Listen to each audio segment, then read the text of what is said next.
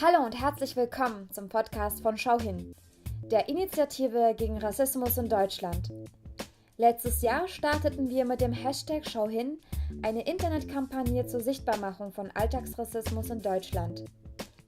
Dieses Jahr veranstalteten wir unseren ersten Story Salon in Berlin und möchten euch nun den ersten Podcast unseres zweiten Story Salons vorstellen. Dieser fand am 15. August im Rumi's Cave in London unter dem Titel Stories of Flaws, Faults and Errors statt.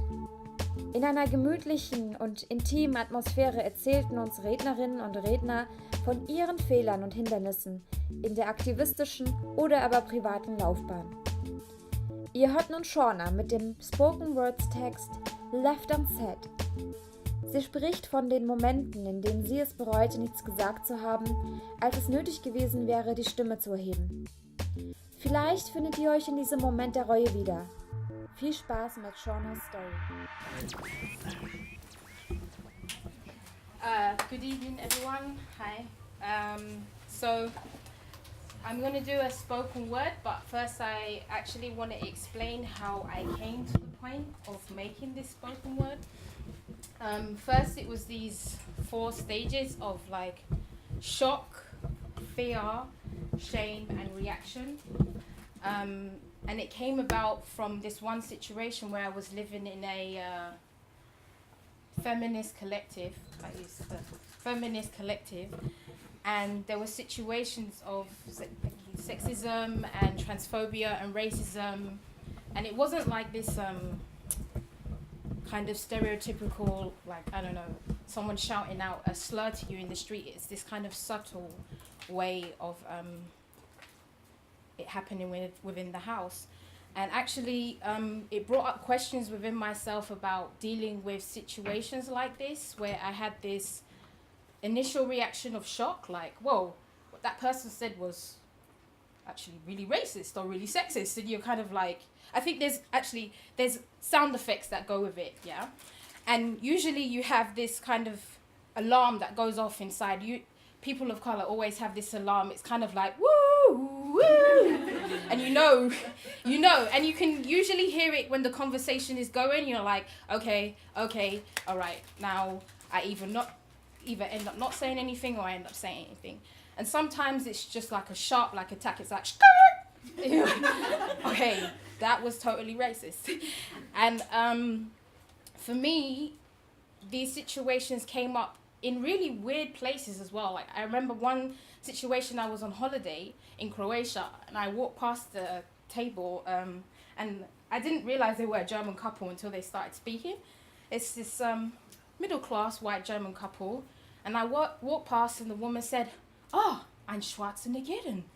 And I was like, what, black people can't enjoy beaches and sunshine and European cuisine? Like, what's up with that? And I was really, really quite shocked by this, actually. And what I had first was this fear, and my heart was pounding, and I thought, okay, so what will my reaction be? And I was actually with my girlfriend at the time, and she's a white German, and in this situation, it felt like, okay, so I have to be the one now to say something, because it's affecting me. And sometimes, you know, when you have this situation come up, why do you always have to be the one to confront it? And I felt like if I went there, I would be the angry black woman shouting at her in broken German, and she would, of course, go back and tell her middle-class friends that she met a wild thing in Croatia or something. But I didn't have to. Instead, my girlfriend went back and shouted at her in German, which I thought was good, because she needed to have someone who looked like her, who spoke in her native language, and who could call her garbage without actually messing up the das and the d and the d. So, and actually this was a way of me learning German. How I actually learned German when I moved from London to Berlin, it was always really in situations where people were noticing something about me. And it's how I learned the names of body parts and the names of colors and everything, because people said stuff in situations where I was sitting, again, at a restaurant, always something to do with food, and somebody walked up and said, I stroked my hair and said, "Beautiful frisur." And I didn't know what that was until I actually realized, oh, it's my hair. And it's the same. And it wasn't just racism, it was sexism too as well. Like, arse. I kind of guessed that there was the translation for that wasn't so difficult, actually.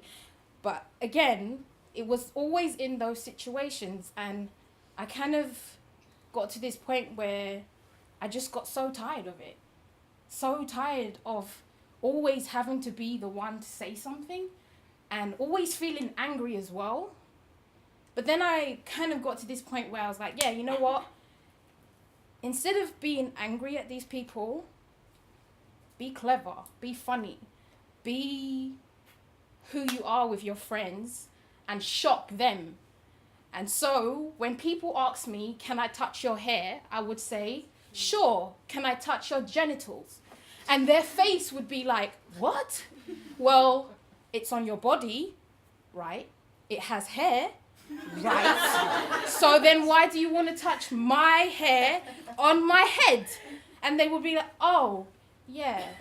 And kind of then you get into this conversation. And I always kind of thought, okay, for me, the best way is not for me to really get angry. It's to just come at them in this kind of funny, clever way that makes the question that they ask seem really stupid, because it is a really stupid question. And so this poem came about because it was more to do with me. There was transphobia in the house where I was living, and I have the privilege of not having to deal with the struggles that a lot of trans people have to deal with in their daily lives, actually. And within this house, it was supposed to be a safe space, but it divided the house, this conversation about when you put down on, I find actually, when I go to parties and everybody puts on their poster, particularly in the queer scene, they put all the isms you can find. Oh, we're anti-racist, we're anti-sexist, we're anti-transphobic. But when the actual situation comes up, they're not sure how to deal with it. And they only put it up on there because they feel like this is a way of making them look good. Or the lineup is about, the party actually is about refugees within the country. And the lineup is all white. And then a person of color is the person to point out, your lineup is all white. So they invite a person of color and they tokenize that person. And they don't think that the actual event that it's aiming at for refugees, maybe you should include people in your organization crew who are people of color, or refugees who are actually living within the situation. Do you not think that they make music? Do you not think that they enjoy music? So why then make an event that's showing that you're anti-racist, but you're excluding those people somehow? And so for me, it was dealing with this kind of shock of all of this going on, then the fear, like my heart was just like, and not really realizing how to react to this, what would be the best way. And then some situations came up where I didn't react, and I felt this cold wash of shame, actually, where this person is my friend, and I wanna stand up for them, but I also have this fear that comes with it as well. And I feel like people, like you were saying, people have this idea of activism that you're constantly strong and you're constantly like you're a superhero. Like underneath your clothes, you're just waiting to bust out the symbol, and on your way you're fighting it.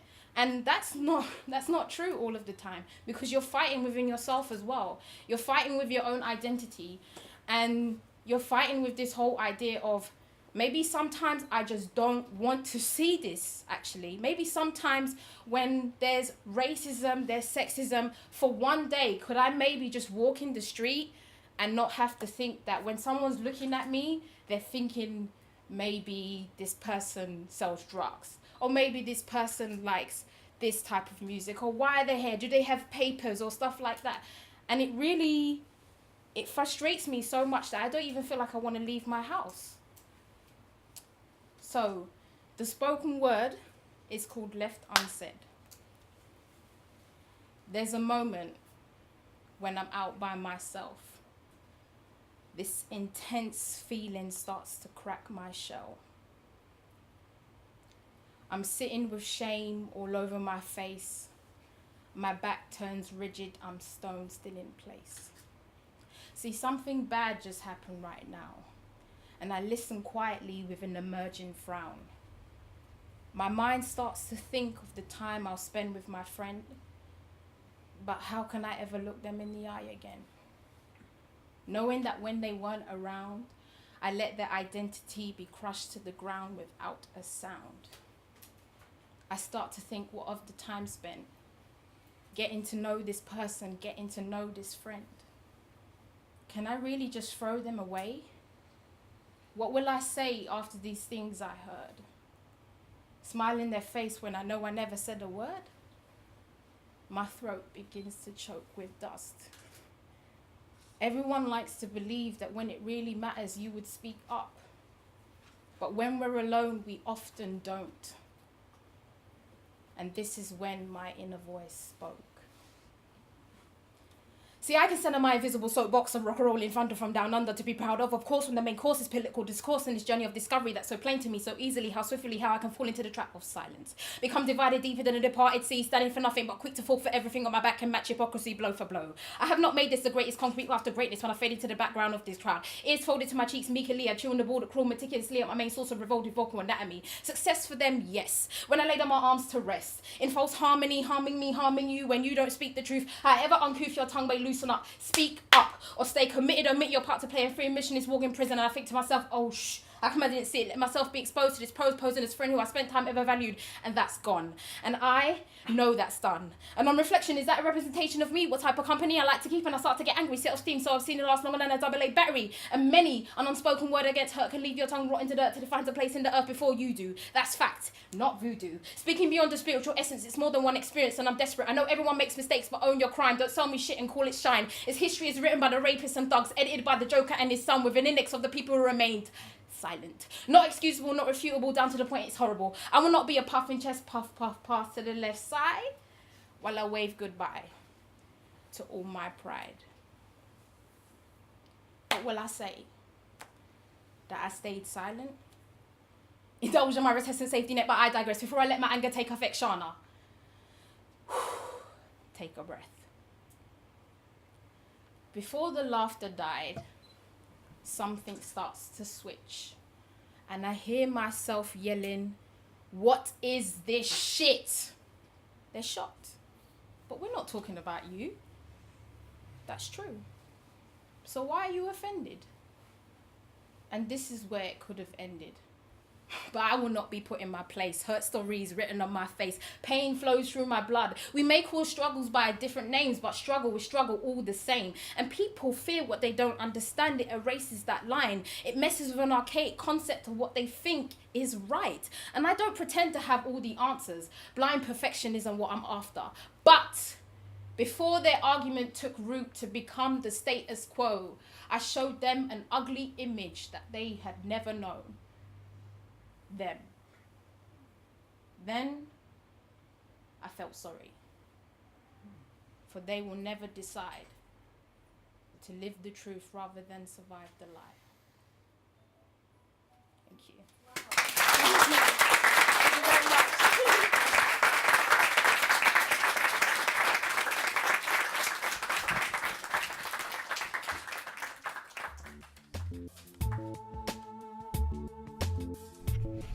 Weitere Informationen zu den Schauhin Story Salons und weiteren Stories erhältst du unter schauhin.tumblr.com oder unserer Facebook-Seite. Viele weitere Story Salons sind bereits in Planung und auch du und dein Verein könnt einen Schauhin Story Salon in eurer Stadt organisieren. Ein Konzept und eine How-To-Guideline findest du ebenfalls auf unserer Tumblr-Seite.